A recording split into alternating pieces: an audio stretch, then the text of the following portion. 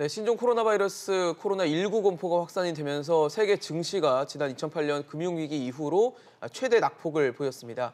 지난 금요일 코스피는 2000선 자체가 붕괴가 되면서 장중 한때 1980.82까지 추락을 했는데요. 코스피 지수가 장중에 2000선 밑으로 떨어진 것은 약 반년 만의 일이라고 합니다. 지금 현재는 코스피는 약보합 또 코스닥 같은 경우는 강보합 상태를 보이면서 일정 부분 회복되는 모습을 보이고 있긴 한데 여전히 우려를 할 수밖에 없는 상황이기도 합니다. 또 미국 다우지수 같은 경우도 급락을 하면서 코로나19 확진자가 빠르게 증가하는 이 투자 심리 위축을 여실히 보여주고 있습니다. 네, 이번 주에도 이제 코로나19 확진 환자 증가세가 꺾이지 않을 것으로 전망되고 있죠.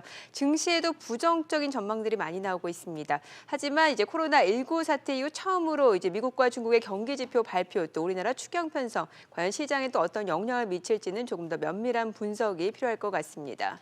네, 오늘도 여러분의 다양한 의견 저희 아침 토론으로 보내주시기 바랍니다. 100원의 이용료가 있는 유료 문자 샵 3698번으로 보내주시면 저희가 토론 중간에 소개하고 또 전문가들과 함께 의견도 나눠보는 시간 갖도록 하겠습니다. 네, 오늘 토론 함께해 주실 두 분 패널 소개해드리겠습니다. 숭실대 경영학과 장범식 교수, 정철진 경제평론가입니다. 두 분 어서 오세요. 어서 오십시오. 안녕하십니까. 네, 코로나19 확산세가 계속 연일 맹위를 떨치고 있는 상황입니다. 확진자도 계속 늘고 사망자도 늘고 있는 안타까운 상황인데 이런 가운데 코스피가 지난주 이제 5개월 만에 2000선이 붕괴되는 상황이 연출이 됐어요. 일종의 패닉 상태라고 볼 수 있는데 어느 상황이라고 봐야 될지가 궁금할 것 같아요. 지지선이라고 했던 2050선이 깨졌고 이제 2차 지지선인 1950선을 지켜낼 수 있을지 어떻게 좀 보세요? 일단 지금 상황은 조금 나아지는 모습을 보이긴 하고 있는 것 같거든요. 그렇죠. 그래도 좀 아직 속단하기가 어려운 것이요. 예. 이제 뉴욕 증시가 이제 지난주에 이제 토요일 날 새벽에 끝났을 경우에 어쨌든 선물은 급반등했단 말이죠. 이 제롬 파월 연준 의장이 굉장히 시장 친화적인 발언을 해서 그랬는데 예. 지금 오늘 장 시작하자마자 미 선물이 또 급락을 했습니다. 2% 넘게 급락하다가 지금은 한 마이너스 1%대이긴 하고요. 네. 그래서 상승으로 출발했던 우리나라 증시도 미국의 선물 시장과 함께 같이 무너지는 그런 모습을 보였다가 지금 다시 또 반등을 한 이런 예. 모습인데 이럴 때 일단 기술적 분석을 하나 보고 또 가치 분석, 재료 분석을 해야 될 것 같은데요. 네네. 네. 일단 많은 전문가들이 얘기했던 2050선은 그냥 단박에 깨져버렸었습니다. 그러게요. 네. 이제 그 다음에 내려오는 측면에서 뭐가 이제 걸려줘야 될 텐데 그렇죠. 그 라인이 일단 1950, 1958 이 라인입니다. 근데 여긴 굉장히 강력하고요. 네. 아마도 여기에서는 한번 걸릴 것으로 떨어진다라고 보여지는데 문제는 이게 깨질 경우에는 이제 그 다음은 작년 8월에 있었던 이제 전저점이라고 할 수 있죠. 네. 장중에는 당시에는 1800대도 봤었고 네. 1900 초반까지도 일단은 열어둬야 될 것 같은데 예. 우선적으로는요. 아마도 이제 이번 주에 계속되는 연준의 어떤 시장 치사적 발언의 구체적인 대책들 과연 경기 부양책이 뭐가 나올 것인가 이와 함께 중국에서도 또 어떤 것이 나올 것인가 이 발언을 보고 시장이 다시 한번 모습을 갖출 것 같습니다. 네. 우리 초점을 국내로 조금 맞춰보면은 예. 확진자 수가 정점에 이를 때까지는 다소 변동은 예상할 수 있습니다. 네. 예, 예. 그러나 투자자 입장에서는 저는 굉장히 신중한 접근이 필요하다고 생각을 합니다. 현재 우리 정부의 그 방역은 사실은 많은 어려움에도 불구하고 사상 유례 볼 수 없을 정도로 굉장한 그런 침착한 지금 대응을 하고 있고 네. 일관성과 그리고 투명성을 가지고 지금 대처하고 있지 않습니까? 네. 결국 가장 핵심은 현재 코로나19 사태의 그 감염 사태가 일시적 단기적 충격을 줄 것이냐 아니면은 영구적 그리고 장기적 충격을 줄 거냐에 따라서 사실은 투자자에 따른 그런 대응도 달라져야 된다고 생각을 합니다. 예. 확진자 수는 늘어나겠지만 언젠가 확진자 수가 정점을 지나서 아래를 향하는 방향이 있게 소강 될 상태가 거고요. 될 때, 예. 그래서 그런 부분에 따라서 대책은 조금 신중하게 할 필요가 있다고 생각을 합니다. 그러면 교수님께서는 확진자 수 증가세가 좀 주춤해진 시점에 접근을 해도 늦지 않다.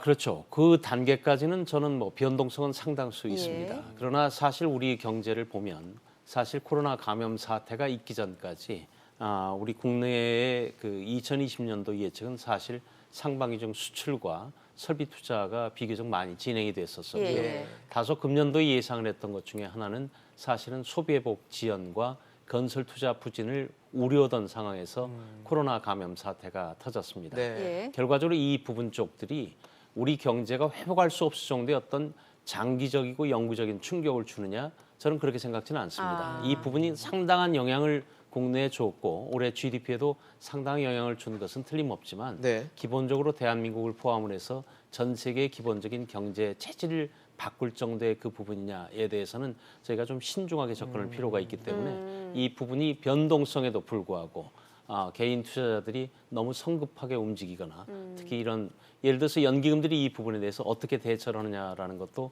대단히 아마 신중한 접근을 하고 있을 것으로 저는 추산을 하고 있습니다. 네. 자, 지금 시장에서는 오히려 또 기대할 수 있는 부분이 이렇게 떨어지면 떨어질수록 역으로 뭔가 시장을 부양하기 위한 대책을 내놓지 않을까라는 그런 기대 심리는 분명히 그렇죠. 있어요. 실제로 홍남기 부총리가 이제 6조 2천억 원 이상 추경안을 국회에 제출하겠다. 그런데 이걸 두고도 해석이 분분한 게 기대 이하다라는 해석도 있고. 네. 그래서 실망 매물이 나왔다라는 얘기도 있어서요. 그렇죠. 우리의 경기 부양은 좀 상당히 약한 부분이 있습니다. 예. 이제 추경 6조 2천억. 이제 실질적으로 추경이라는 것은요, 순지출이 있고 이제 세입 경정 조금 어렵기는 한데, 그래서 이제 메르스 때에 준해서 순지출만 6조 2천억이고 앞으로 세입 경정이 어느 정도 나올지 아마 기재부가 계산을 해서 총 그렇죠. 규모가 나올 것 같은데요. 기본적으로 뭐 15조 원을 당초에 예상은 했지만 네. 시장에서는 세입 경정까지 포함해서 지금 그 정도 규모는 조금 힘들 것이다라는 얘기도 많이 나옵니다. 왜냐면 역부족이다. 예, 그렇죠. 기재부 입장에서는 올해가 슈퍼 예산에다가 또 적자 그렇죠. 재정에 대한 문제를 따질 것이니까 게다가 한국은행도 일단은 금리 인하를 좀 연기한 측면 때문에 네. 상대적으로 우리의 경기 부양 정책은 조금 약한 그런 측면도 있지만 지금 시장은 우리의 경기 정책을 바라보지는 않습니다. 오히려 지금 핵심이라고 할 수 있는 미국에서 어느 정도의 경기 부양 대책이 나올 것인가에 초점을 맞추고 있는데 뭐 조금 이따 더 얘기를 하겠지만 지금 시장 예상의 금리 인하 이걸로는 이번 하락은 못 막을 것 같아요. 즉 이번의 하락은 실질적으로 코로나19에 관련한 재료도 있지만 예. 큰 틀에서 봤을 때는 시장이 더 떼쓰고 있는 겁니다. 코로나19를 빌미로 실은 돈 찍어낸 그 이상을 더 원하고 있거든요. 그래서 지금 월가에서 오늘 새벽에도 나오는 얘기가 금리 인하 플러스 양적 완화까지도 아마 양적 3월 완화. FOMC에서 얘기할 수 있겠다라고 얘기를 하는데 더 엄밀히 말하면 저는 금리 인하와 양적 완화로도 부족하죠. 왜냐하면 금리 인하는 너무 많이 써먹었죠. 양적 완화 2010년부터 거의 3번 써먹었습니다. 그러니까 시장은 양적 완화라는 몰핀으로도 굉장히 만성이 돼 있거든요. 그렇기 때문에 아마도 그렇다고 그러면 연준이 양적 완화를 넘어서는 돈을 또 찍을 수도 없죠. 지금 굉장히 쉽지 돈을 않죠. 많이 찍어놓은 예. 상황이기 때문에 딜레마에 빠질 수밖에 없기 때문에 저는 기본적으로 3월까지는 뭐 투자자들에게는 연준의 완벽한 그 경기 부양책이 뭔지를 확인할 때까지는 그야말로 뭐 조심을 해야 되고 들어가시더라도 짧게 뭐 수익 손절하든 아니면은 익절하든 네. 발망이를 짧게 잡고 들어가셔야지. 지금 어제도 그렇고 오늘도 그렇고 이제 여의도에서는 패턴 얘기를 많이 해요. 이 전염병의 패턴은 펀더멘털 훼손이 아니다. 결국 해결되면 V자 반등이다. 근데 그거는 패턴인 것이지 실질적으로 그 V자라는 것이 V자가 나올지 L자가 나올지 U자가 나올지 모릅니다. 이 대목은 좀 투자자 여러분들이 주의를 하셔야 될 것 같아요. 예. 기재부가 고민이 많을 겁니다. 그렇죠. 그럼에도 불구하고 추경 편성은 이번에는 충분히 그리고 신속하게 집행할 필요가 있다고 생각을 저는 하고 있습니다. 네. 기본적으로 재정, 세제, 금융 지원 규모를 다 포함을 해서 실제 6조 5천억보다 훨씬 지금 큰 규모가 투입이 되겠죠. 네, 네. 근데 이 부분이지만 지금 현재 제조, 여행업 그리고 자영업과 심지어 비영원 학교를 포함한 비영리 기업들까지도 광범위하게 지금 현재 코로나 감염 사태가 저는 상당히 지금 단기적으로 영향을 주고 있기 때문에 네. 이 부분에 있어서는 종래 사스 때 7.5조 그리고 우리가 글로벌 금융위기 때 들어왔었던 28조나 바로 직전에 메르스 사태에 있었던 12조 네. 범주에 못지 않는 과감하고 조금 더 신속한 그런 재정 확충을 통해 재정 집행을 통해서 현재 그 위기를 갖다가 대처하는 것이 필요하다고 생각을 합니다. 네. 사실 뭐 앞서서도 패턴 얘기를 좀 해주시긴 했는데 코로나19 공포 때문에 불과 한 38일 정도 만에 전 세계 시가총액의 한 7천조 정도가 줄어들었다고 하더라고요. 근데 과거 뭐 전염병 사례로 봤을 때 뭐 신종플루라든지 사스 때 대유행했던 때는 오히려 주가가 급등했는데 지금은 또 상황이 좀 다르게 전개가 되다 보니까 패턴에 대한 논쟁도 또 논란도 계속 확산되지 않는가 싶습니다. 그렇습니다. 이제 대표적인 게 사스 얘기를 굉장히 많이 하는 그렇죠. 것 같아요. 근데 사스가 2002년 12월에 발발됐고 기승을 부렸던 때가 2003년 1분기, 2분기였었거든요. 이제 그때 당시 뭐 주가도 한 뭐 최대 18% 정도 하락을 했고 예. 뭐 분기 성장률로는 1분기는 우리나라가 마이너스 0.7% 역성장도 하고 뭐 그런 상황이었는데 그게 이제 사스가 가면서 그동안의 소비가 다 터졌고요.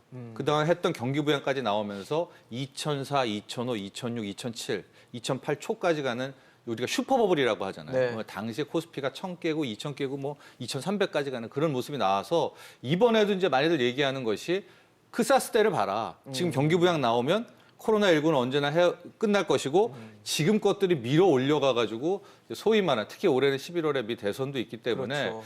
좀 이게 낙관하는 이야기들이 굉장히 많이 나오는데 많이 들었던 것 같아요. 실질적으로 그와 지금이 정말 똑같냐? 또 그렇지도 않거든요. 왜냐하면요. 지금은 이미 그때와 다르게 금리 수준 자체가 굉장히 낮습니다. 우리는 연 1.25, 미국 1.5. 이미 그때는 큰 폭의 금리 인하를 했을 때 반응이 뜨겁죠. 근데 과연 우리가 연 1.25에서 0.25포인트 낮춰서 1%라고 했을 때 그 통화 정책에 느끼는 뭐 강도가 체감적인 게. 체감적인 게 예. 과연 그때만큼 땡길 수 있을까? 그래서 저는 계속 말씀드리는 게 경기 부양의 내용을 봐야 돼요. 이제 금리 인하, 양적 완화, 저는 그 이상이 나오지 않는 이상은 이번에 코로나19를 V자로 땡기기에는 좀 힘든 대목이 있어서 앞으로 모든 공은 저는 솔직히 연준에게 이제 달렸다. 뭐 이렇게 바라보고 있습니다. 감염, 교수님이, 예. 네네. 감염 지역의 이 대상이 예. 사스 때하고는 좀 다르죠.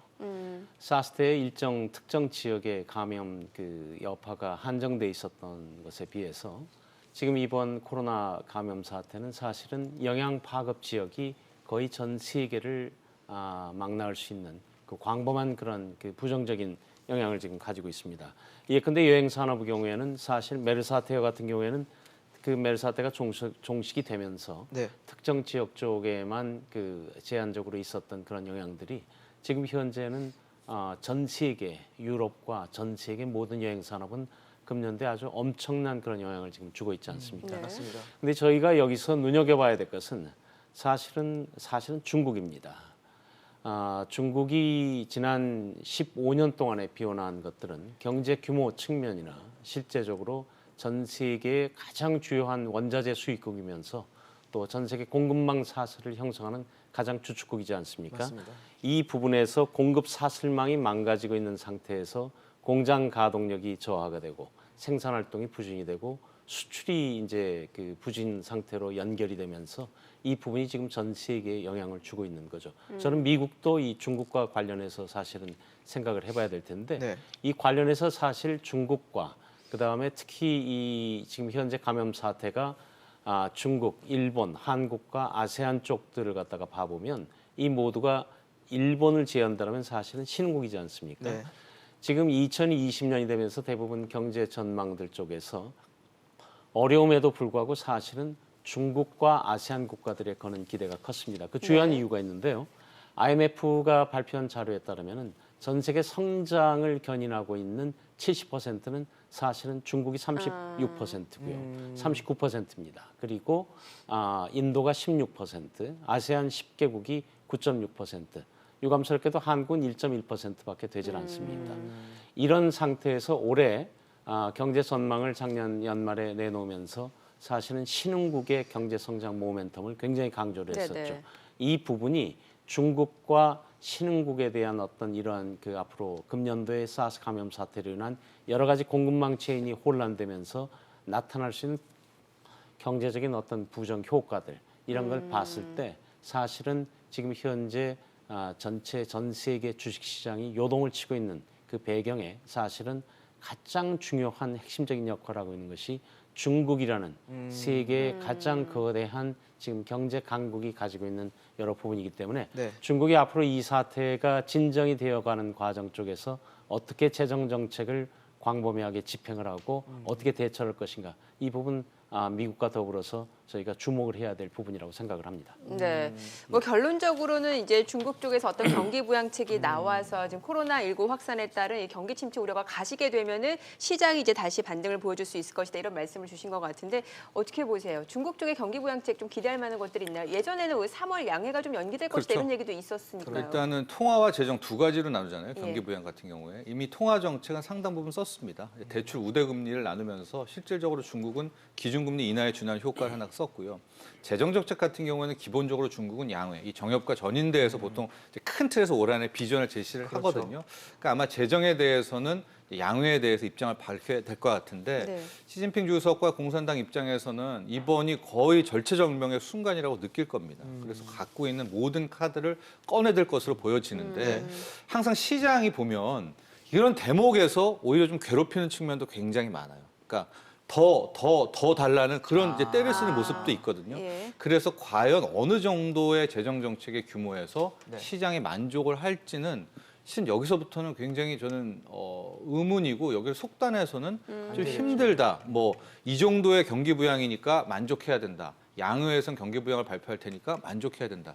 이런 대목이 상당히 우리가 좀 익숙해 있는 이제 패턴화되어 있는 그런 좀 대목이라고 볼 수 있거든요. 보수적으로 지금 보시는 거죠. 시장 그렇습니다. 흐름에 대해서. 왜냐하면 지난주 같은 경우에도 무슨 일이 있었냐면은 연준에는 이제 PPT라고 예. 플런지 프로텍션 팀이 있습니다. 그래서 아. 주가가 폭락하거나 할 때 PPT도 출동을 하거든요. 예. 최근에 언제 출동을 했냐면 2019년 초에, 그러니까 2018년 말에 막 하루 일어나면 다우가 3%씩 빠졌을 때 이제 PPT가 가서 네. 시장을 V자로 이제 살렸는데 예.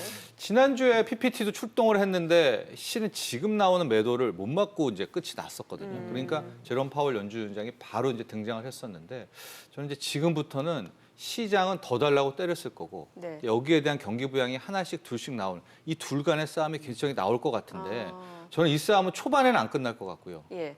중간 이상까지는 굉장히 그러니까 좀 시간을 오래 끌 것 같다라는 이제 그런 생각을 하고 있습니다. 예. 교수님께서는요. 미국 지금 현재 그 증시 쪽 그 부분에서 지금 미국 시장이 지금 폭락을 하지 않았었습니까? 근데 이제 이런 부분 쪽을 해석할 때는 저는 조금 좀 신중할 필요는 있는데 네네. 이 부분이 지금 현재 그 감염 사태 전반에만 기인할 것이냐? 사실은 그보다 조금 더 잠재적으로 조금 더 깊이 생각을 해봐야 될 이슈는 감염 사태와 지금 현재 전 세계 충격도 대단한 영향을 준 것은 사실입니다. 네네. 그러나 그건 못지않게 올해 사실 두 가지의 상반된 시각이 존재를 하고 있습니다. 미국 경기가 완만하게 성장을 지속할 것이라는 그런 부분도 있었지만 과연 그 완만한 성장세가 지속이 될 것이냐. 미국 경제의 어떤 그런 성장 지속이라는 것에 대한 의구심도 있는 그런 상태에서 사실은 감염 사태가 이루어지면서 전체 파급이 되면서 미국 그 시장, 증시에 대한 이 부분 쪽이 있었고요. 또 다른 한편에 조금 이따가 말씀을 드리려고 했었지만 네네. 전 세계가 저금리 상태를 지속을 하게 되면서 금년 초까지 그 논의되었던 것 중에 하나는 뭐냐면 사실은 세계적인 자산의 거품 현상에 대한 조심스러운 우려가 있었던 것도 네. 사실입니다. 이런 부분들이 좀 겹치면서 감염 사태와 더불어서 조금 아마 이런 그 조금 충격적인 그런 그 시장 하락에 영향을 주지 않았나 이런 부분도 생각해 볼 수 있습니다. 그러니까 뭔가 계속해서 미증시가 사상 최고치를 기록하긴 했지만 이게 어떤 펀더멘탈이 뒷받침되기보다는 미래 시각에 대해서는 또 우려감도 있었고. 그렇습니다. 그 세계적인 저금리 형태는 지금 뭐 유례를 찾아볼 수가 없지 않습니까? 이거는 미국만의 문제가 아니고 조심스럽긴 하지만 전 세계 그 자산 거품 현상 이 부분이 얼마만큼 지속될 것이냐라는 것도 있었고 예. 저금리 현상으로 일어난 사실은 부작용들을 많이 우려했던 상태였거든요. 금리 이슈가 제기가 되면서 아까 여러 그 저희들이 그 대책과 그 예, 예. 법률에 관해서 말씀을 나눴습니다. 그런데 사실 지난해 전 세계 29개 중앙은행이 71차례에 거쳐서 금리를 인하를 했습니다. 네. 미국이 금리를 지금 인하를 해야 되는 것에 대해서 막대한 고심을 하면서도 사실은 금리 인하로 인한 소위 이런 싱크로나이즈드 슬로우다운이라는 그런 표현이 생길 정도로 네네. 사실 2020년 코로나 사태가 시작되기 전에 저희들이 고민한 바가 있었거든요. 그래서 지금 그 미국의 연준도 이 부분 쪽에서 사실은 굉장히 금리 인하를 해야 되는 상황에 직면해 있으면서도 고민을 많이 하고 있지 않을까 이런 생각을 하고 있습니다. 사실 뭐 교수님이 지적을 해주셨고 앞서 또 말씀을 해주셨던 부분이 금리 인하로는 큰 효과를 좀 기대하기 어렵다라고 말씀하셔서 경기 부양책이 중요하다고 말씀을 해주셨는데 그럼에도 트럼프 대통령은 금리 인하를 압박하고 있고 연준에서도 금리 인하를 시사한 상황이에요. 그러면은 금리 인하를 결과적으로는 단행할 수밖에 없는 네. 상황인 것 같고 그다음에 우리 금리도 또 중요할 부분일 것 같거든요. 얼마 전에 물론 금통위에서 금리를 동결했지만 4월 달에는 한 번 더 고민을 해서 인하를 하지 않을까라는 전망들은 나오는 것 같거든요. 그렇습니다. 그러니까 과연 시장이 사냐 죽느냐를 빼놓고요. 이제 통화 정책의 흐름을 조심스럽게 예상을 해보면 우리는 3월에 한국은행 금통위가 없습니다. 그렇죠. 3월에 연준의 FOMC가 있어서 지난주에 말에 제롬 파월 연준 의장의 발언을 봐도 이 정도의 한 국가의 중앙은행이 발언했다면 3월에 미국의 금리 인하는 거의 확실하고 그렇게 되면 이걸 바통을 받아서 4월에 우리가 아마 금리 인하를 하게 될 것 같아요. 근데 제가 계속 말씀드렸지만 금리 인하만으로는 여기에 대한 상황을 통화 해결을 정책 못한다. 시장을 못했기 때문에 아마도 제롬 파월 연준 의장이 금리 인하를 하면서 양적 완화에 대해서도 분명히 구체적인 언급을 하게 될 건데 제가 좀 걱정하는 것은 그 두 가지만으로 그러면 이번을 깔끔하게 막을 수가 문제를 차지할 있을까? 수 있을까? 예, 여기에 대해서는 좀 우리가 의심을 해봐야 된다는 겁니다. 그러니까 지금 많은 뭐 전문가나 여의도에서는 그 두 가지 나오고 코로나19가 잠잠해지면 V자 반등. 이게 이제 거의 좀 익숙한 시나리오처럼 받아들이고 있거든요. 근데 우리가 2008년을 보면 2008년 말에 세계 금융위기가 터졌잖아요. 그랬었죠. 계속해서 금리를 낮췄거든요. 근데 그때 2008년 말의 모습은 금리 한번 낮추면 한 일주일간 오르다가 또 와장창 무너져요. 그럼 또 금리 낮춥니다. 또 오르다가 와장창 무너져요. 그러니까 계속 시장이 때를 쓰고 있기 때문에 이 점을 알고 있을 겁니다. 연준도. 알고 있겠죠. 네, 그러니까 초반에 내밀 때 굉장히 강력하게 내밀어야 된다. 그래야 시장의 이 안정성을 찾을 수 있다는 입장. 그럼 뭐 정책이나 대안들을 단계적으로 내놓기보다는 한 번에 모아서 그냥 그렇죠. 내놓겠다는 말씀이시죠? 예, 그게 오히려 효과적이라고 보여집니다. 네. 미국이 가지고 있는 또 하나 고민은 네. 사실 이제 금리 인하에 관련된 말씀을 저희들이 지금 나누고 있습니다만은 금리가 사실 충분히 낮아 있는 상태 아닙니까? 그렇죠. 예. 거의 뭐 제로 금리에 가까운 지금 그런 상태를 가지고 있기 때문에 예. 충분히 낮은 상태에서 통화 정책의 효과가 과연 얼마만큼 있을 것이냐에 대한 의구심도 있지만 사실 아까 저희가 미국의 재정 정책과 여러 대책을 갖다가 논의를 했습니다. 그런데 더욱 큰 문제는 사실 미국은 지난 트럼프 정부가 들어서면서 막대한 그런 공적 그런 자금들이 풀려 있는 그런 상태들이기 때문에 미국이 재정 정책을 지금 상태에서 과감하게 쓰는 것도 사실은 저는 쉽지 않을 것으로 생각을 하고 있습니다. 더군다나 지금 글로벌 금융위기 사태하고는 조금 달리 완만한 성장세를 갖다가 회복세를 보이고 있는 그런 상태에서 소비와 그다음에 주택도 비교적 완만한 그런 움직임을 보이고 있는 상태에서 기초경제 여건을 갖다가 무시한 그런 상태로 해서 과감하게 적어도 금리는 올리지는 않을 거라고 예상을 했었지만 지금은 금리 인하와 그다음에 어떤 다른 부분을 갖다가 한다 할지라도 미국이 가지고 있는 정책 수단이 사실 오히려 정부 측보다는 오히려 페드 쪽에서 과거에 있었던 어떤 다른 연준이 조금 해줘야 될 금리 말고도 다른 부분 쪽에서 유동성과 여러 가지 어떤 다른 대책들을 갖다 마련하는 것이 지금으로서는 오히려 사실은 현실적인 안이 되지 않을까. 그러니까 이런 인하는 생각을 할 해봅니다. 건데 거기에 추가적인 대책이 붙을 거란 말씀을 해주시는 그렇죠. 거죠. 그럼 인하에 관련된 고민도 아마 엄청난 고민을 하면서 저는 그렇겠죠. 인하를 할 것으로 예. 생각을 합니다. 왜냐하면 효과가 그렇게 크지는 않을 것으로 보고 있거든요. 그래서 그 상태에서 연준이 여러 가지 좀 대안들을 갖다 마련을 하면서 정부가 그동안 너무 막대하게 풀어놓은 그런 어떤 유동성 말고 다른 부분 쪽을 갖다가 해야 되는 그런 고민을 해야 될 것으로 생각합니다. 네, 어쩌면 트럼프 대통령이 그런 부분을 알고 있는 만큼 이제 미 연준을 계속해서 압박해오지 않았나라는 생각도 드네요. 네. 자, 시청자분 문자도 많이 들어와 있는데 그래서 1522님이 우리나라 경제 전망은 어떻게 될까요? 가장 중요한 얘기일 수도 있을 것 같아요. 지금 뭐 예. IMF 같은 경우가 다보스 포럼에서 올해 전망치 3.3으로 내놨다가 세계 경제를 지금 전반적으로 하향 조정하고 있고 우리 나라 경제 성장률에 대해서도 대체적으로 다 하향 조정 1%대 중반 아니면 뭐 0%대까지 지금 걱정하는 시선들이 있잖아요. 예, 이것은 뭐 저보다는 현재 민간 경제 연구소에 나온 것들의 평균치를 말씀을 드리면은 최악의 경우는 6월까지 코로나19의 피크가 확인이 안 되는 경우입니다. 예, 그러니까 JP모건은 3월 말을 최악을 얘기를 했지만 확인이 안 되는 경우예요. 네, 이제 6월까지를 완전히 놓칠 경우가 지금 뭐 모건 스탠이라든가 노무라는 0.6에서 0.8, 그러니까 제로 성장률을 얘기는 하고 작년에 있고요. 우리나라가 2%였죠. 예, 예. 그렇습니다. 하고 만에 하나 이제 3월의 피크 정점을 우리가 확인하게 된다면 지금 많은 유수에서는 한 1.6에서 1.8 그래도 좀 더 낮네요. 하반기에 우리가 집중해서 성장을 할 경우에는 이제 1.9 정도를 예측을 하고 있고요. 한국은행이 내놓은 전망. 이제 한국은행은 우리의 중앙은행이고 조금은 좀 긍정적으로 보는 측면이 있습니다. 지금 2.1%, 기존의 2.3에서 2.1로 하향 조정을 했는데 한국은행이 말한 2.1은 언제를 가정한 것인가? 이제 3월에 큰 틀에서 이제 코로나 사태가 19가 잡히는 것을 가정해서 2.1을 제시를 했거든요. 추경도 영향을 주는 걸로 돼 있나요? 그렇습니다. 이 모든 것들 포함한 거죠. 예, 포함해서. 포함해서 얘기를 예. 한 것이기 때문에 우리 아까 문자 주신 시청자분들도 여기서부터는 코로나19의 그 정점이 그걸 언젠가를 확인해야 확인을 아. 하시면 이게 과연 올해가 0%대까지 정말 그러면 안 되겠지만 안 되죠. 아니면 이제 1% 후반으로 막을 수 있느냐를 파악해 볼 수 있을 것 같습니다. 네. 저는 뭐 지나친 비관이나 낙관은 이 시점에서 조금 저는 좀 신중할 필요가 있을 것 냉정하게 같고요. 봐야 된다 네네. 말씀이시군요. 저는 아까 말씀드린 대로 가장 중요한 핵심은 코로나 감염 사태로 인한 지금 생산과 민간 소비 지출이 뭐 거의 지금 망가질 대로 막혀있죠. 망가져 있는 예. 상태인데 이 부분이 정말 얼마나 그 일시적이고 단기적인 것이냐 아니면은 영구적이고 장기적인 것이냐 저는 그 영구적이고 장기적이라는 생각은 들지는 않습니다. 그래서 이 부분 쪽에 있어서 보면 금년도에 어차피 감염 사태로 인해서 충격은 발생을 했고 경제 성장률의 저하는 뭐 거의 불가피합니다. 그러나 그럼에도 불구하고 우리 지금 현재 하고 있는 경제 성장률이 급격하게 그렇게 아주 하락할 것이라는 것에 대해서는 조금 좀 저는 신중할 필요가 있다고 생각을 합니다. 네.